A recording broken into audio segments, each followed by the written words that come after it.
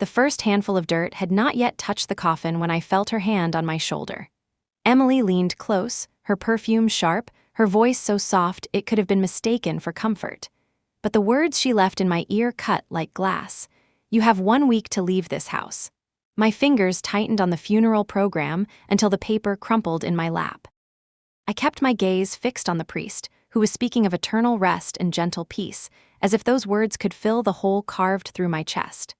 My son Daniel lay inside that box, 34 years old, taken by a collision on the highway in the middle of an ordinary Tuesday.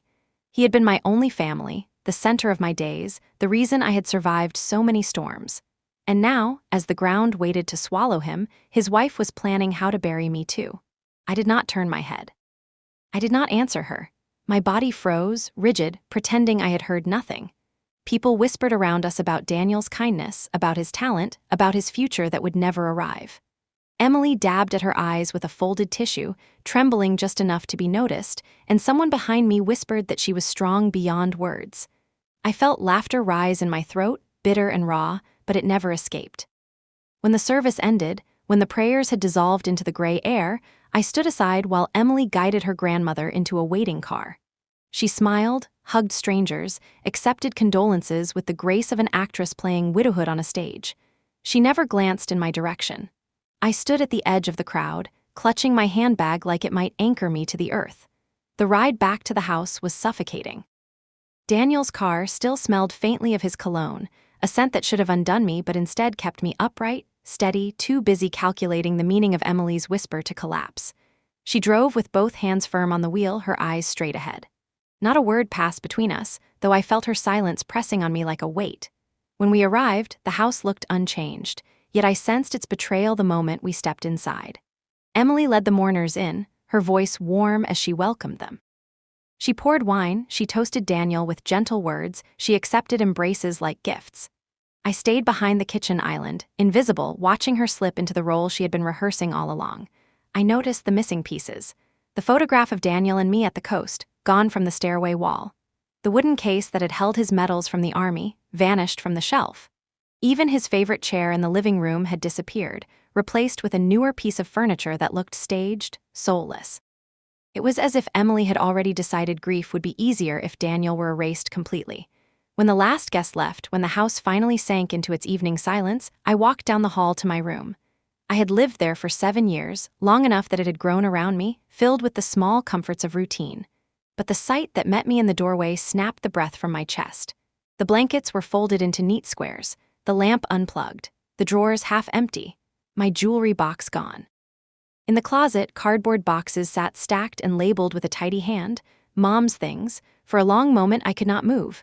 I simply stood there, staring at the dismantling of my life. I walked back into the dining room. Emily sat at the table, her phone glowing in her hand, a half-drunk glass of wine beside her. She looked up when I cleared my throat. "Did you move my things?" I asked.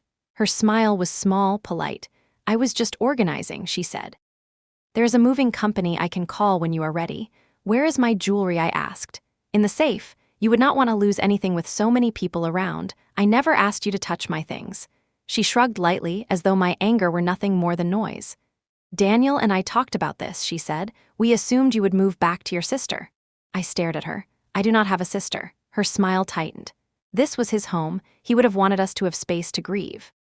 Then she returned her eyes to her phone, the conversation dismissed, my existence dismissed. I walked back to the bedroom, searching through drawers, hoping to find some piece of myself untouched. But the box I kept under the bed was gone. My throat tightened as I pulled down another container labeled old documents. Inside were receipts, warranty slips, scraps of paper that had once belonged in Daniel's office. And then I found my folder.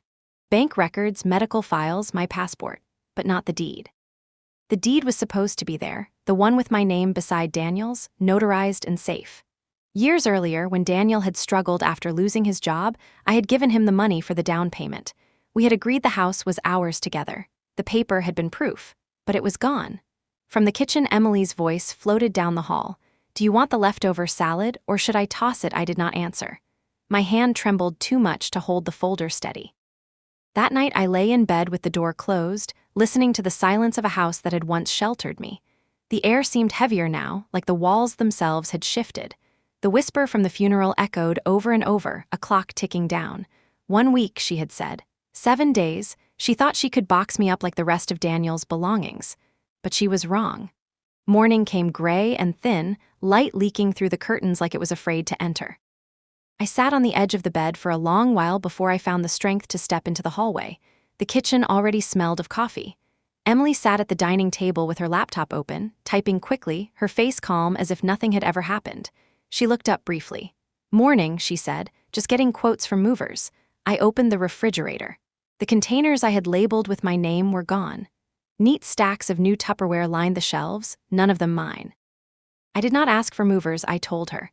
Her smile was polite, almost sympathetic. "Right, but you said you wanted to handle things on your timeline. I thought this might help." She sipped from her mug and returned to her typing. I stood there, staring at her. The sound of the keys clicking filled the silence between us. I moved to the living room, but the sight stopped me cold. Daniel's recliner, the old worn chair where he had spent countless nights watching movies, was gone. In its place sat a sleek leather chair that looked like it had been ordered from a catalog. His blanket had been folded and stuffed behind the television stand as if it were nothing more than a rag. "Where is Daniel's chair?" I asked, my voice sharp. Emily glanced up from her screen. It was old, did not fit the room anymore. My mouth went dry. "It has been a week," her lips pressed together. 9 days, she corrected. "I am not going to sit in a dead man's chair." That was the first time she had said his name since the funeral. Daniel. It dropped from her mouth without weight, without tenderness, like it meant nothing. I turned and stepped outside onto the porch, desperate for air. The autumn chill stung my skin, but it steadied me. I pulled out my phone and scrolled through old contacts until I found the number Daniel had once given me. His lawyer, a man named Mr. Holt. The receptionist answered, her voice brisk. "He can see you this afternoon." I did not tell Emily. I simply walked back inside, grabbed my coat, and left. The office smelled faintly of leather and old paper. Mr. Holt shook my hand firmly and offered condolences, his eyes warm. "Solid man," he said when I spoke Daniel's name. "I am so sorry for your loss." I told him everything.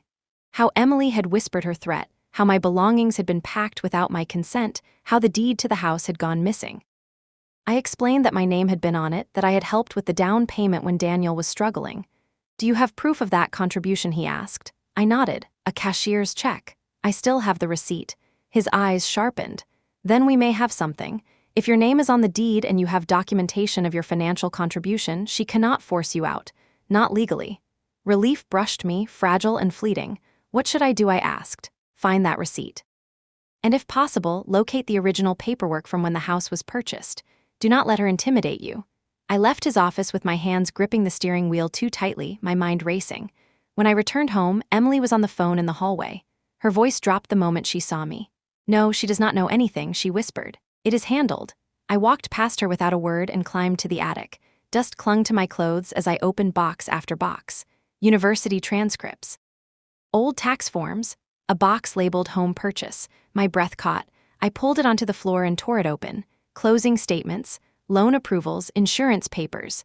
And then at the very bottom, a manila envelope marked final deed. My hands shook as I slid it open. My name, my signature. Daniel's signature beside mine. Notarized, official, filed. The proof she swore did not exist. For a long moment, I simply sat there, letting the truth settle. Emily was bluffing. When I climbed down, Emily stood at the bottom of the ladder, her arms folded. "Looking for something?" she asked. "Just old paperwork," I said evenly. "Nothing important." Her smile was thin, her eyes sharp. "That is good. I would not want you to get stressed." That night, I made copies of the deed. I scanned it, uploaded it to my email, and saved it in a folder titled "For Lawyer Only." I was not going to lose it again. At 9 o'clock, Emily appeared with 2 glasses of wine. She handed one to me and sat across on the couch. Her smile seemed softer now, her tone careful. "I thought we should talk," she said. "Clear the air." I did not drink. "Aaron always said this house was for our future family." She looked down at her glass, then back at me. "I do not want things to get ugly." I asked calmly, "Have you spoken to a lawyer?" Her eyes twitched. "No, I did not think it was necessary." "Maybe it is," I said. Her smile stiffened. "Are you threatening me, Isabel?" "No. Just thinking out loud."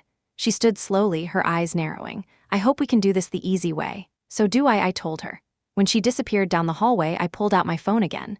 The scanned deed shone on the screen. My name, my right, my proof. She thought she could erase me, but I had just proven she was wrong. And for the first time since Daniel's coffin touched the earth, I felt something other than grief. I felt focus. The following morning, I woke earlier than usual, the sky still bruised with dawn. I walked into the kitchen and found the counters scrubbed spotless, every surface gleaming. Emily was already there, hair tied back, a light sweater over her shoulders, moving with the calm efficiency of someone in complete control. She was pouring coffee into 2 mugs, one she set on the table for herself. The other, which used to be mine, she returned to the cabinet without a word. I stood in the doorway, invisible in my own home. "Morning," she said eventually, glancing up as if noticing me late. "Morning," I replied, my throat dry. She closed her laptop and slid a sheet of paper across the table toward me. It was a list, neatly typed with bullet points. Organizing closet, donating old clothing, removing clutter. At the bottom she had written memorial redecoration. "What is this?" I asked. "Plans," she answered smoothly. "I think the house should reflect the future, not the past." The words tightened my chest. Daniel's shirts were still folded in his drawers. His books still lined the shelves. His handwriting was still on sticky notes by the phone, and she wanted to erase it all. I pushed the paper back toward her. "Leave his things where they are." She met my eyes, her smile polite but her gaze hard. "It is not healthy to cling, Isabel. We all need to move forward." I repeated softly. "Or just you?" She did not answer. The rest of the day she busied herself with boxes, moving through the rooms with quiet purpose. I followed her once, watching as she pulled Daniel's leather-bound journal from the bookshelf. She turned the pages quickly, then slid it into a cardboard box labeled Misk. "That is not Misk," I told her. "That is his." "It is just paper," she said. "Words do not bring him back." I wanted to grab the box, to shake her, to scream. Instead, I bit down hard on my tongue until the taste of iron filled my mouth. I could not give her the reaction she wanted. By afternoon, she had arranged for a donation pickup. Strangers carried out bags of clothing, boxes of books, even kitchen utensils Daniel had once chosen with me. I watched from the porch, my arms crossed tightly as the van door slammed shut. "You should have asked me," I said. She tilted her head, feigning confusion. "Asked you what?" Before she could answer, her phone rang. She turned away to answer it, her voice low, her tone suddenly sweet. "Yes, everything is coming together," she said. "Yes, by the end of the week." I could not hear the rest. That night I went to Daniel's room, or what had once been his. The bedspread had been changed. The posters on the wall were gone. The space smelled faintly of lavender cleaner instead of him. On the desk sat a single frame with a new photograph of Emily smiling on a beach, alone. The photograph of Daniel and me that had always rested there was nowhere to be found. I sank onto the bed and pressed my hands to my face. Every trace of him was vanishing, one piece at a time. She was not just mourning him, she was erasing him. In the quiet of that room, I remembered Daniel's voice, years ago when we signed the papers for the house together. "Mom, you will always have a place here. Promise me you will never worry about that." And now his promise was being torn apart by the woman who had sworn to love him. I rose, my body trembling, and opened the top drawer of the desk. Empty. The second drawer. Empty. At the bottom of the last drawer, under a stray envelope, I found one scrap of his handwriting. A shopping list. Coffee beans, light bulbs, printer ink. It was meaningless, ordinary, but I held it like treasure. The next morning, Emily announced that she was hosting a gathering the following weekend. "Just a few friends," she said. A chance to honor Daniel, but her eyes gleamed with something else. I knew it. She wanted witnesses. She wanted to display herself as the grieving widow, strong and composed, while I faded into the wallpaper. No one will even remember me as his mother, I thought. That was her plan, but I was not going to let her succeed. The days that followed blurred together, yet every hour seemed designed to remind me that I was being pushed out. Emily moved like a quiet storm, rearranging furniture, scrubbing corners that had never needed cleaning, replacing items with things new and soulless. One morning, I found the curtains in the living room had been changed. The soft ones Daniel had chosen with me years ago, gone. In their place hung thick white drapes, sterile and cold. A landscape print replaced the family photo that had once welcomed guests from the wall. Mountains and snow, vast and empty, no faces, no warmth. When I asked where the photograph had gone, she tilted her head. "It felt outdated," she said. Outdated, as if memory had an expiration date. At dinner, she placed 2 bowls on the table, both filled with food she claimed Daniel had always loved. But it was not true. He had hated lentil stew, always teased her about it. Yet she served it with a wistful smile, speaking about him in the past tense like she had known him longer and better than anyone. I stayed silent, chewing slowly, while inside me something burned. Later that night, I heard footsteps outside my bedroom door. They paused there, lingering, then moved away. I held my breath until the silence returned. When I opened the door, the hallway was empty, but I saw that my nightstand drawer was slightly ajar. Inside, the envelope of cash I kept for emergencies was gone. The message was clear. Nothing here belonged to me anymore. The following day, I visited Mr. Holt again, sliding across the receipt from the cashier's check I had found in an old folder. His eyes brightened. "This helps a great deal," he said. "With this, your name on the deed, and your years of residence, she cannot remove you without legal grounds." I left his office clutching that tiny spark of hope. Back at the house, Emily was in the garage, tossing items into piles. Daniel's fishing rods, his toolbox, even the bicycle he had once repaired for me. She called it junk, waving her hand as if clearing space for her future. I said nothing. I simply walked past her, though my heart pounded hard enough to ache. That night she knocked on my door, holding a folded piece of paper. I opened it to find a printed notice. 48 hours to vacate, it read, emotional instability, personal threats, failure to comply may involve law enforcement. The document bore no stamp, no seal, nothing official, a fabrication. She stood in the hallway watching me read it, her expression unreadable. "This is not legal," I told her. Her lips curved faintly. "We will see." I closed the door and locked it. Sitting at my desk, I added the paper to the growing folder of evidence. Every lie she handed me would be another nail in the coffin of her performance. But still, the house grew colder. One evening, I entered the kitchen to find her standing by the sink, tears slipping silently down her cheeks. She dabbed them delicately, sniffled just loudly enough for me to hear. When she turned, her face was the picture of vulnerability. "I am sorry," she whispered. "Sometimes it hits me all over again." Then her hand brushed her stomach almost imperceptibly, but I saw it. I froze. "I did not want to say anything until I was sure," she said softly. "But I am pregnant, Isabel." The words cut through the air like ice. My mind raced with the math. Daniel had been gone more than 2 months. Her story did not fit. I forced my voice steady. "How far along? 8 weeks. Maybe 9. I nodded slowly, my face calm though my chest thundered. A new weapon. A sympathy card she could play in court. When she left the room, I pulled out my phone and photographed the sonogram she had left on the counter. The date printed on the corner told a different story. Less than a month ago. Another lie, another piece for my folder. That night I lay awake, staring at the ceiling, listening to the whisper of wind against the windows. She thought she was building a fortress of control. But all she was really doing was handing me the keys to dismantle it. I whispered into the darkness, a promise to myself. "You will not erase me, you will not erase him." The days turned sharp and brittle like glass underfoot. I learned to move quietly through the house, measuring each word, each glance. Emily's presence pressed against me no matter where I stood. Her perfume lingered in the hallways, her voice carried through the walls when she took calls behind closed doors. She began locking doors that had never been locked before. Daniel's office. The storage closet by the stairs. Even the garage where his tools had once waited for him. I noticed keys dangling from her wrist on a small silver chain, keys that had never been there before. When I asked her why the office was locked, she smiled politely. "To keep things safe," she said. "Too many people have been in and out lately." "Too many people," I repeated. "You mean me?" Her smile did not falter. "If the shoe fits."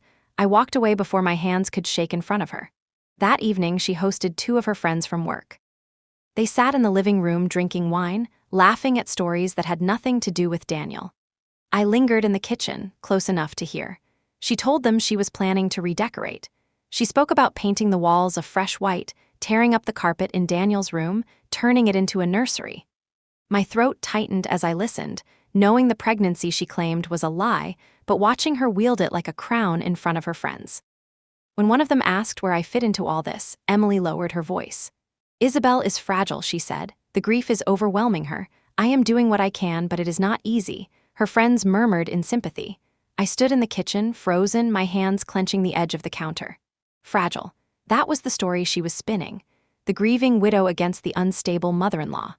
Later, when the guests had gone and the silence returned, I found a sticky note on the refrigerator. "Please keep your personal things out of the kitchen. Thank you." My jaw tightened until my teeth hurt.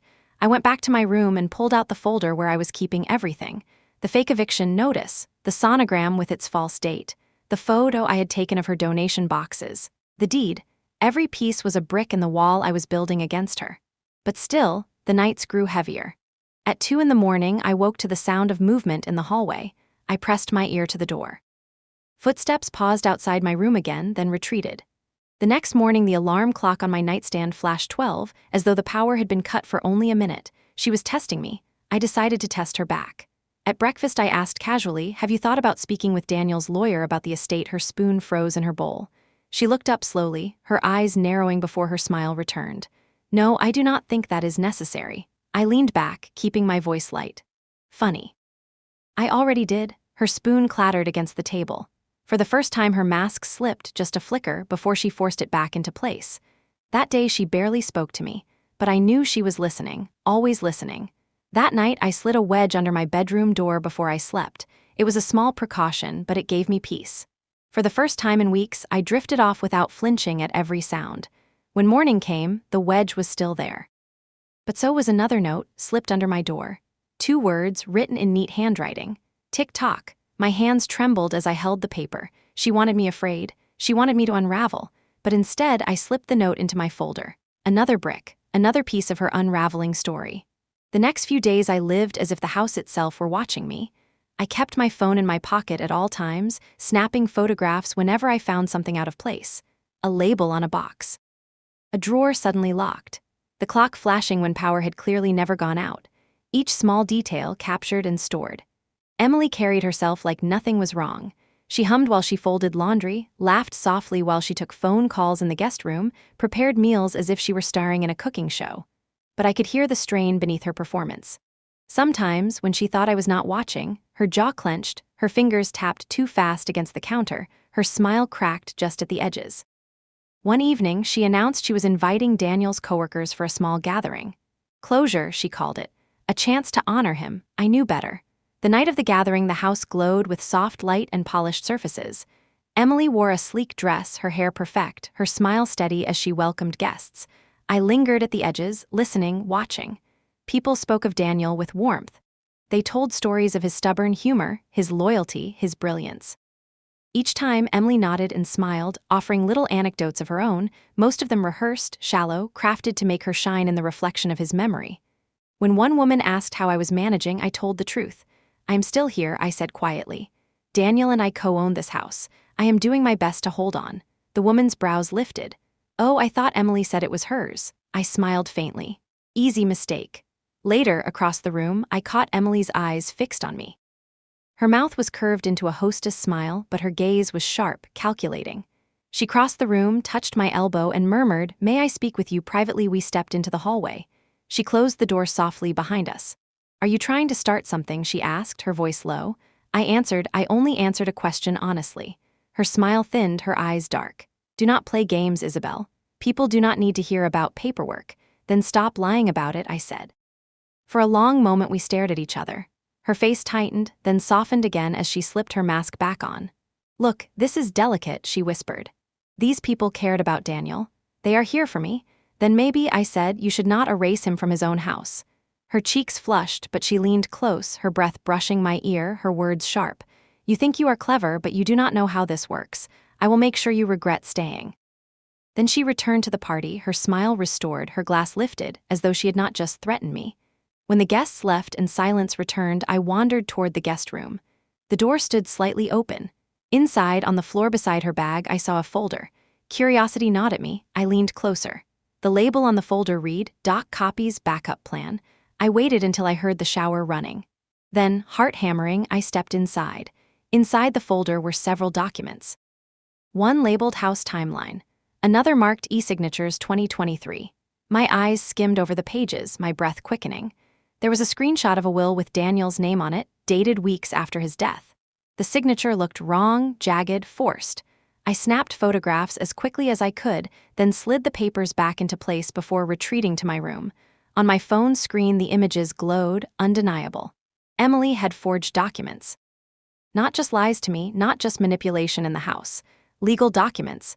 That was the moment I understood. She was not only trying to erase me, she was constructing an entirely new reality in which Daniel's life, his death, and even his estate belonged only to her. The pregnancy lie was one thing, but this was bigger. This was fraud. I placed the phone carefully on my nightstand, my hands steady now. For the first time, I realized Emily was not just dangerous because she hated me. She was dangerous because she was willing to rewrite the truth itself, and I was the only one left who could stop her. I kept the photos hidden on my phone, tucked inside a folder disguised under the name grocery list. Every time I opened it, my chest tightened. Emily's forged documents stared back at me in glowing pixels. The fake will, the timeline scribbled in her neat handwriting, the list of e-signatures. For the first time since Daniel's death, I no longer felt like prey. I had leverage now. Real proof, but I had to be careful. Emily moved around the house like a cat circling a trapped bird. She watched me too closely, listening for every step, every drawer I opened. I could not let her know what I had seen, so I played along. The next morning, over breakfast, I smiled faintly and asked her if she wanted me to help with laundry. She blinked at me, suspicious, then shrugged. Sure. I folded towels while she answered emails. I hummed softly, pretending not to notice when her eyes flicked toward me every few minutes. Let her think I was tamed. When she left for the grocery store later, I moved quickly. I slipped into her locked office, the one she had foolishly left the key to on her dresser. Inside, the air was stale, thick with secrets. The desk drawers were organized too neatly.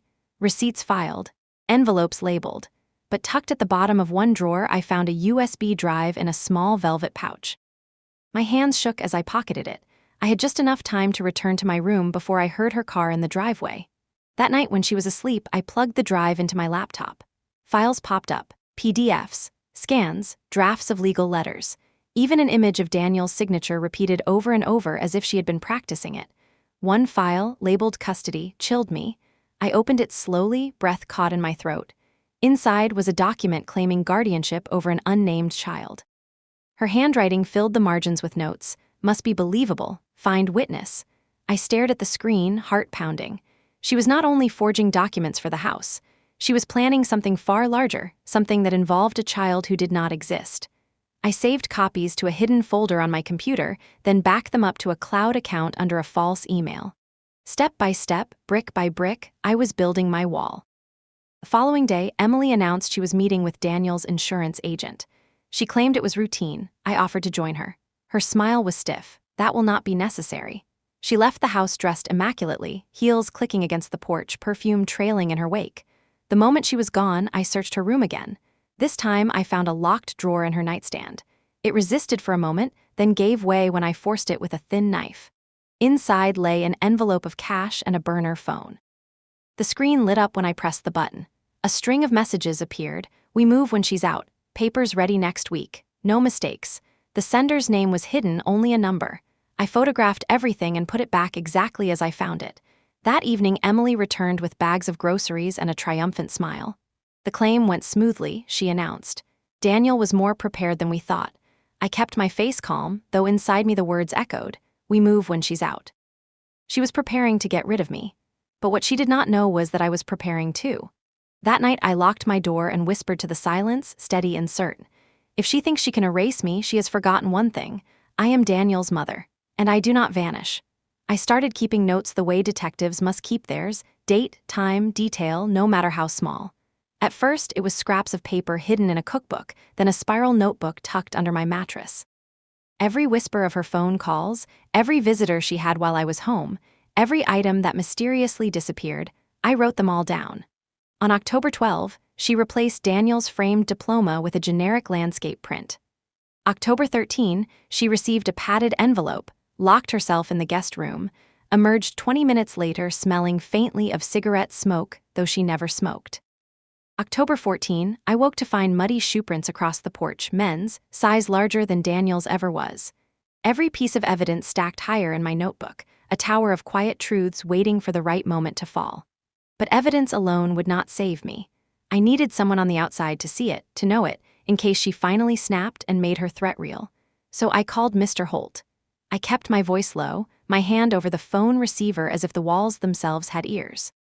I need to bring you something, I told him. Soon, he asked if I was safe. For now, I said. The next afternoon, Emily cornered me in the kitchen. She was holding 2 mugs of tea, steam rising in thin curls. Her smile was wide, too wide. You should try to relax, she said. This tension is not good for you. I watched her carefully. The tea smelled faintly bitter. I set mine down untouched. I will relax when I feel safe. Her eyes narrowed for just a heartbeat, then softened again. Of course, she said sweetly. Safety is important. That night I poured the tea into the sink when she was asleep. The liquid left a faint brown stain around the drain, the smell sourer now. I scrubbed it until it was gone, but the unease lingered. Days later, I followed the sound of her voice to the garage. She was on the phone again. I stayed just outside the door, my ear against the wood. She whispered, "Not yet. She is stubborn, but soon." A pause. Then, "I told you, she will not be a problem much longer." I backed away before she could open the door. That evening, I slipped the burner phone from her nightstand again. This time I scrolled farther. Buried among the messages was a photograph, a deed with her name alone on it. A forgery. The signature under Daniel's name was crooked, unnatural. Another brick, another nail. I returned the phone carefully, then locked myself in my room. I transferred every photo, every file, every note from my spiral notebook into a digital copy. I sent it to a new account, one she could never trace. If something happened to me, the world would still know the truth. But Emily was not finished tightening her grip. The next morning, she placed an envelope on the dining table. "Open it," she said. Inside was a typed letter, neatly formatted, bearing Daniel's name. It claimed he had left everything to her, house, insurance, savings, because I was too unstable to manage his estate. The signature at the bottom was his, or rather, her copy of his. I looked up at her, calm, my face giving nothing away. "Thank you," I said softly. "I will keep this safe." Her smile flickered. "You believe it?" Then I slipped the paper back into the envelope. "I believe in proof, Emily." Her eyes narrowed, but she said nothing more. That night, as I lay awake, the weight of it all pressed down. She was escalating, faster now, growing careless. And carelessness would be her undoing. I whispered into the dark, steady and cold, "You are the one who should be afraid." Because I am not leaving, and I am not alone anymore. The first open strike happened on a Thursday. I came into the kitchen to find my suitcase waiting by the door. It was half-zipped, clothes spilling out like a wound. My belongings had been yanked from drawers, folded carelessly, jammed into the bag without thought. Emily stood at the counter, buttering toast, her movements calm, almost cheerful. "What is this?" I asked. Her smile was light, her tone airy. A suggestion. I walked over, unzipped the suitcase, and began pulling the clothes out one by one. I placed them neatly back into a basket, my movements slow, deliberate. "This is my home," I said. "I am not leaving." Her hand froze on the knife for just a second before she continued spreading the butter. "You really want to play it this way, Isabel?" I folded another blouse. "I am not playing." Her eyes lifted to mine then, sharp, electric, the mask slipping just long enough for me to see the fury simmering beneath. But she said nothing. She only picked up her toast, took a bite, and chewed in silence. That afternoon, she escalated. I found a locksmith at the front door, tools spread across the porch. Emily stood beside him, explaining that she had misplaced a key. "Excuse me," I said, stepping outside. "This house is co-owned.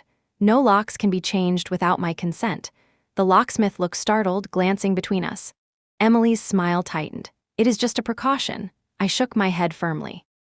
"Not without a court order." The man hesitated, then began packing his tools. Emily's lips pressed into a thin line as she thanked him with a tone sharp enough to cut glass. When he was gone, she turned to me, voice low. "You are making a mistake." "No," I told her. "You are." From that moment, the air between us thickened. She began leaving little messes outside my door, an overturned glass of water, a pile of salt, once even a dead flower from the garden. Small things, petty things, but each one humming with intent. I responded by becoming meticulous. I locked my room from the inside. I checked every drawer twice. I left notes for myself hidden in books, tiny traps to see if anyone touched them. Each morning I confirmed they were undisturbed. One night I heard her on the phone again. Her voice was hushed, but the walls carried sound. "She is stubborn," Emily whispered, "but I can push harder." "Yes, soon." I pressed my ear to the wall, catching only fragments. When I tried to record it, the line went dead. She had ended the call quickly, perhaps sensing I was listening. The next morning, she confronted me openly in the living room. "Why are you spying on me, Isabel?" I raised my brows. "Why are you locking doors in a house that is not solely yours?" Her cheeks flushed. "You are paranoid. And you are careless," I said calmly. Her hand twitched at her side, a tiny tremor she could not control. She opened her mouth, then shut it, storming off toward the guest room. I stood there, breathing evenly, the victory small but real. That night, though, I woke to the smell of smoke. My heart thudded as I bolted upright. I opened the door to find a candle burning unattended in the hallway, wax dripping dangerously close to the carpet. Emily stood at the far end of the hall, watching. "Accident," she said softly. I blew out the candle, my hands shaking. My voice, when it came, was steady. "If you ever endanger this house again, I will call the police." Her smile returned, thin and cruel. "Then maybe you should." I closed my door and locked it, but sleep never came again that night. By morning, I knew one thing with certainty: the silent war was over. The battle had begun. I spent the morning in Daniel's old study, a room Emily rarely entered now that she had locked half the house against me. The curtains were drawn, the air stale, but it was the one place that still felt faintly like him. His books, what remained of them, lined the shelves, their spines cracked and worn. I opened one at random, half hoping for a note in his handwriting, something small to anchor me. Instead, I found another sticky note. Not Daniel's hand, Emily's. It read, "Replace these, too old." I slipped the note into my evidence folder. Another quiet nail. By afternoon, I had made my decision. Hiding would not save me. If I wanted to survive this war, I had to move pieces on the board. When Emily came home from errands, arms full of shopping bags, I sat at the dining table with my laptop open. The screen glowed with the image of the forged will.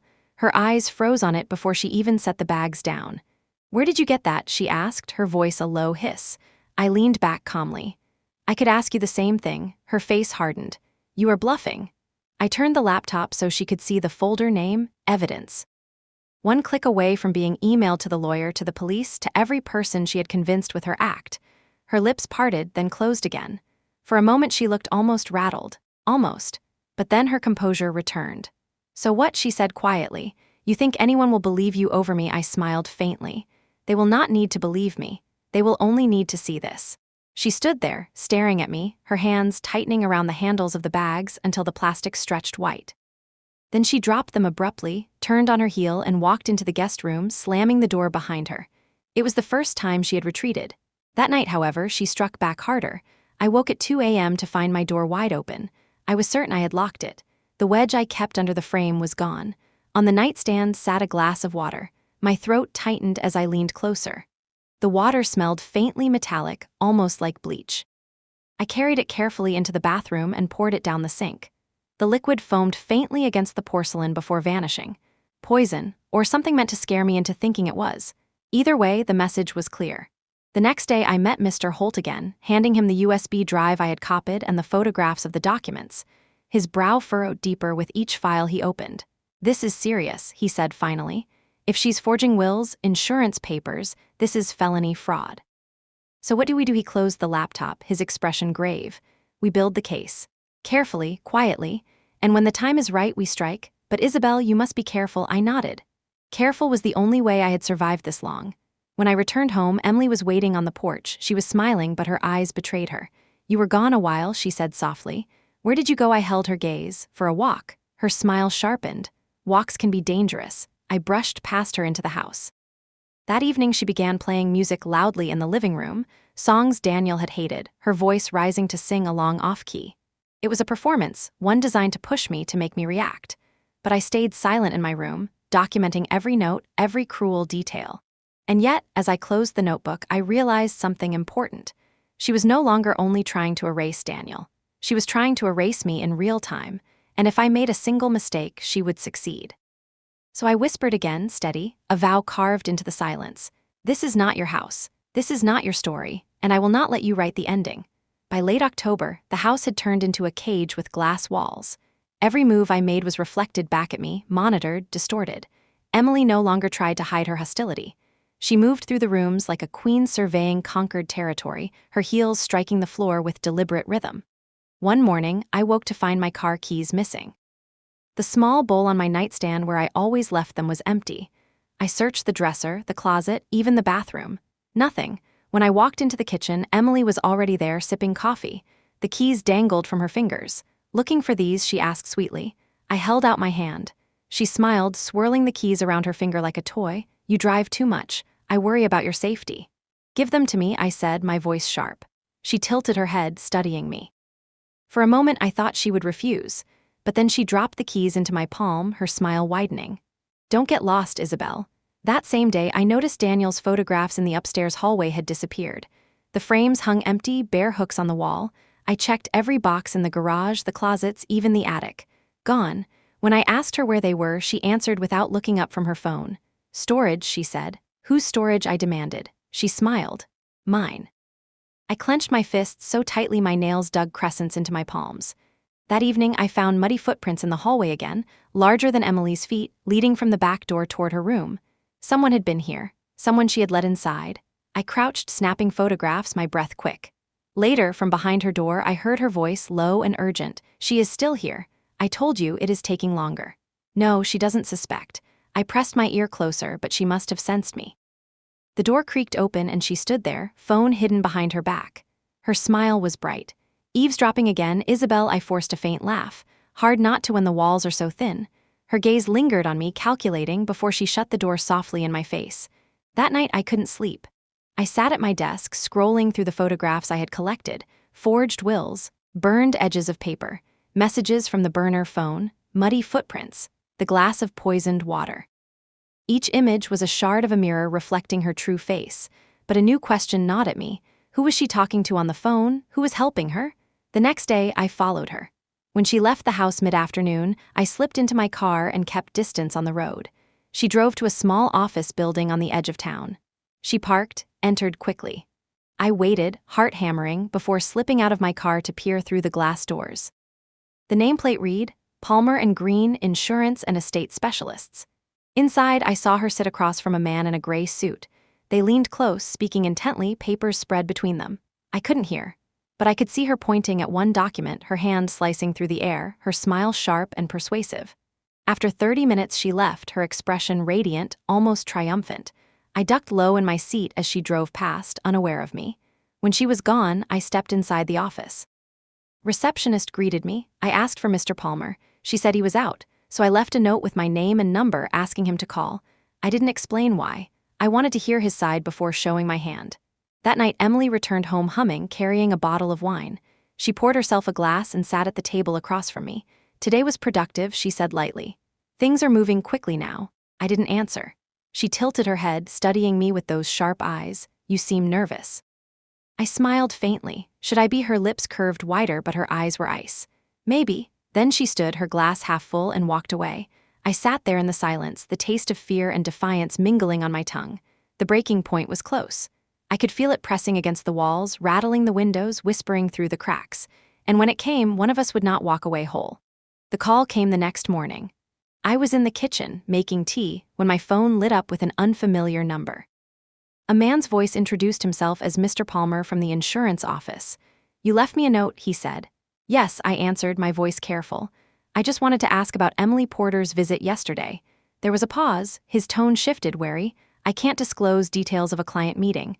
I hesitated, then decided to risk it. I'm Isabel, Daniel Porter's mother. Silence stretched.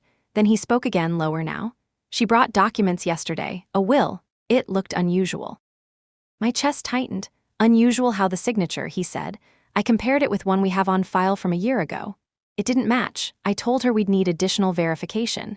Did she leave the document with you? I asked quickly. No, he replied. She took it with her when she left. I closed my eyes, gripping the phone until my knuckles went white. Thank you, I whispered. That helps more than you know. When I hung up, I nearly dropped the cup of tea I had forgotten in my hand. Proof. External proof. But Emily must have sensed my shift in energy, because that evening she struck harder. I came back from the garden to find my room ransacked.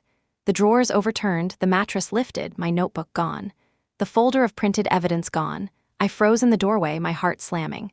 From the hallway, her voice floated, sweet as honey. Lose something. I turned. She was standing there with the notebook in her hands, flipping through the pages. You've been busy, she said. Dates, times, accusations, also neat. Give it back, I said, my voice low. She closed the notebook and held it against her chest. Why should I? She tilted her head, eyes gleaming. This proves you're obsessed, paranoid, maybe even unstable. I took a step closer.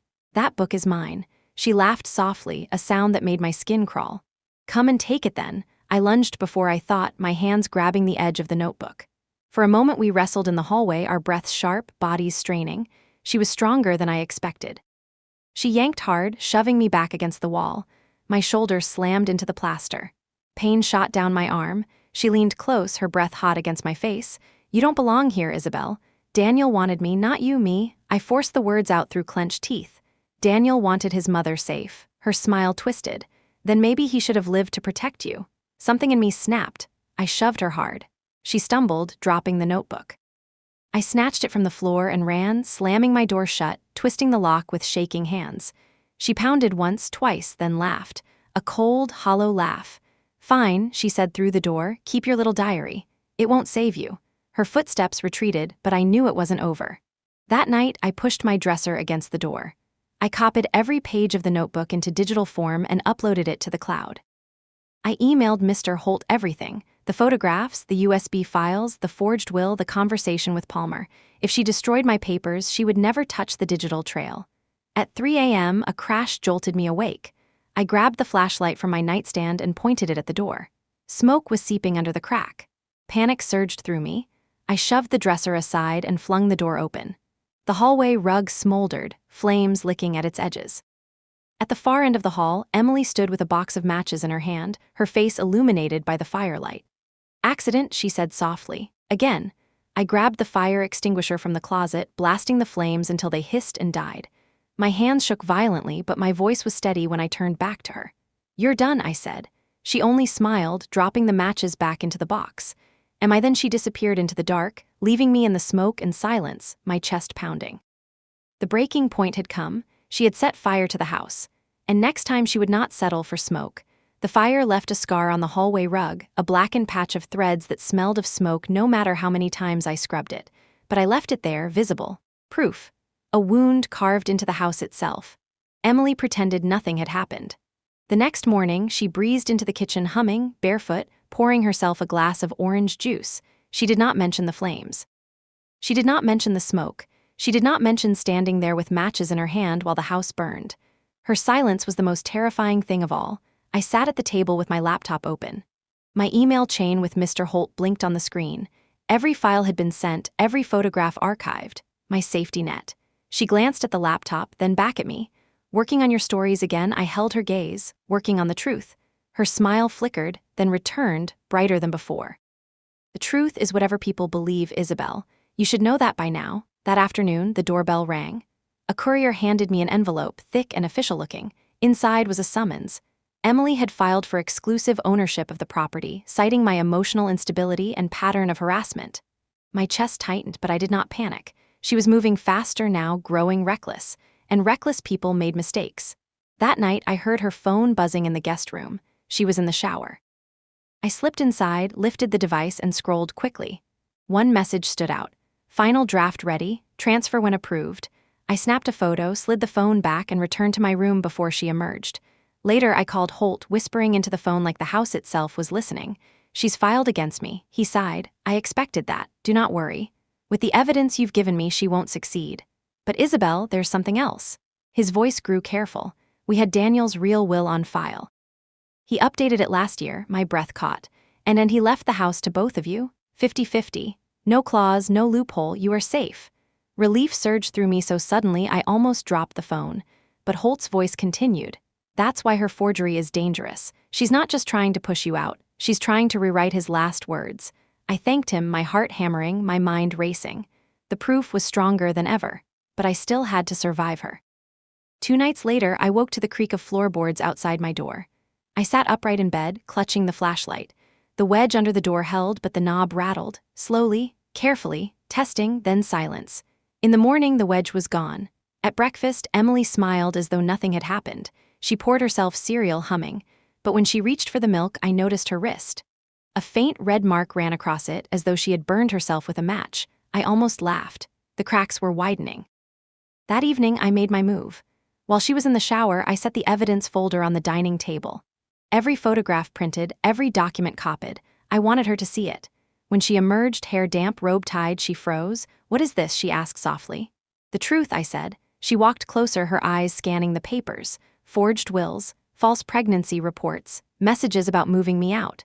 Her jaw tightened, her smile vanished. "You think this will save you, Isabel?" I met her gaze. "I know it will." She stared at me for a long moment. Then, to my shock, she began to laugh. It was not a laugh of panic. It was calm, cold, almost triumphant. "You don't understand," she whispered. "You still don't know what Daniel wanted." Her words hit me like ice. "What do you mean?" She leaned across the table, her eyes gleaming. "He wasn't the man you thought he was." I froze, my breath caught. Her smile widened as if she could feel the ground shifting beneath me. "Do you really think he left you half this house because he loved you, Isabel, or was it guilt?" My stomach nodded. Guilt for what? She leaned closer, whispering like a secret dripping poison. "You'll see soon enough." Then she swept the papers into a pile, her movements sharp, and stalked down the hallway, leaving me staring at the scarred table, my heart pounding. For the first time, I felt the foundation of my certainty crack. Emily was lying. She had to be lying. But the way she said it, the way her eyes burned with something I couldn't name, it planted a seed of doubt that rooted deep inside me. And I knew then, the real truth hadn't come out yet. The final twist was waiting. Her words dug into me like glass splinters. Guilt. That single word echoed in my skull long after Emily had retreated to her room. I tried to shake it off. She was a liar, a manipulator. Nothing she said could be trusted. And yet, that seed of doubt festered.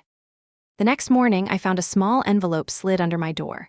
No note, just a key, old brass heavy. I recognized it instantly. It was the missing key to Daniel's office, the room she had kept locked since the funeral.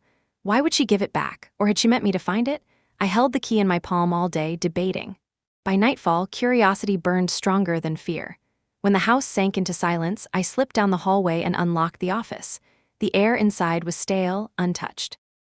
Dust clung to the desk, the shelves, the floor. At first glance, nothing unusual, just files, books, Daniel's scattered notes. But in the bottom drawer of the desk, beneath folders of receipts, I found a locked box. The key fit perfectly. Inside were letters, dozens of them, bundled with a rubber band. My name written on the first envelope, but not in Daniel's handwriting. Emily's. I opened the first one with trembling hands. Isabel, he never told you the truth. He promised he would, but he was too much of a coward. Daniel wasn't the son you thought you had. He was mine long before you ever knew him. My breath caught. My eyes blurred the words. I tore through the stack, reading fragments, phrases that carved holes into me. He came to me first. He chose me. You were only the substitute, the one who raised him when I couldn't. He owed you his life, that's why he left you half. Not love. Guilt. The truth belongs to me now, and so does this house. My body shook. My mind screamed it couldn't be true. Daniel was mine. I had carried him, raised him, loved him. No one could take that truth. And yet the letters pressed doubt into every corner of my heart. Behind me, the floor creaked. I turned. Emily stood in the doorway, her face half in shadow, watching. Now you see, she whispered. My throat tightened. What are these? Her lips curved faintly. The truth. They're forgeries, I spat, just like everything else. Maybe, she said softly, or maybe not. She stepped closer, her eyes gleaming. Daniel told me things, Isabel. Secrets you'll never prove false, that's the beauty of it. You can never know for sure. I shook my head, clutching the letters against my chest. You're lying. She leaned close, her voice a hiss in my ear. But you believe me, don't you, even for a moment? That's all it takes. I shoved past her, racing back to my room, slamming the door, locking it, pushing the dresser against it. My heart thundered. My hands trembled. All night I stared at the letters. Were they lies? Were they planted to break me? Or was there a piece of truth buried inside, one Daniel had taken to his grave? By morning, I made my choice. I stuffed the letters into the evidence folder and drove straight to Holt's office. I handed him everything, the forged wills, the burner phone, the USB drive, the photographs, and now these letters. He skimmed them, his brow furrowed. This doesn't change the legal facts, he said firmly. You're safe, Isabel. The house is yours as much as hers, but his reassurance couldn't touch the storm inside me. When I returned home, Emily was waiting on the porch. She smiled as I walked up the steps, but her eyes glinted with triumph. Did you tell him? She asked.